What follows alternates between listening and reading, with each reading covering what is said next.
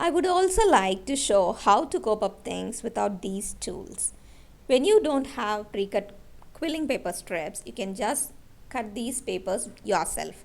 You can use regular printer paper or even use cardstock.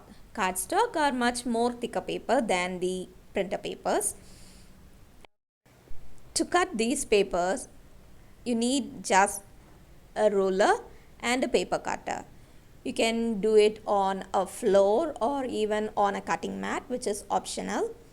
And then all you need to do is mark the paper ends with the size of paper width that you want, like 3 mm or 5 mm. You can just mark the ends of the paper and then start to cut them. It is so easy as that. But the thing I find more convenient with pre-cut strips are they are always even because they are cut using machine, so they have clear ends and the edges will be really straight and you can't see any unevenness. But when we do that, there is more possibility of getting a irregular surface, so the work may look a little bit uneven, which is not much necessary to worry about. But for me, I feel like the pre-cut strips are much easier for me because it saves time in the cutting and also gives more neater finish.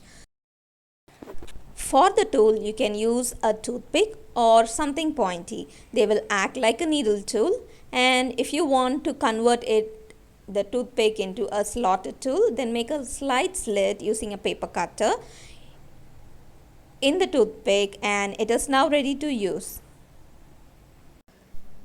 So now we have seen the basic tools that we need to start our quilling and also how to use the simplest things that we get around to start with quilling. And now I will be showing you a view of various tools that can be used in quilling for doing more advanced shapes and other things. But in today's class, we are just going to focus on the basics of quilling.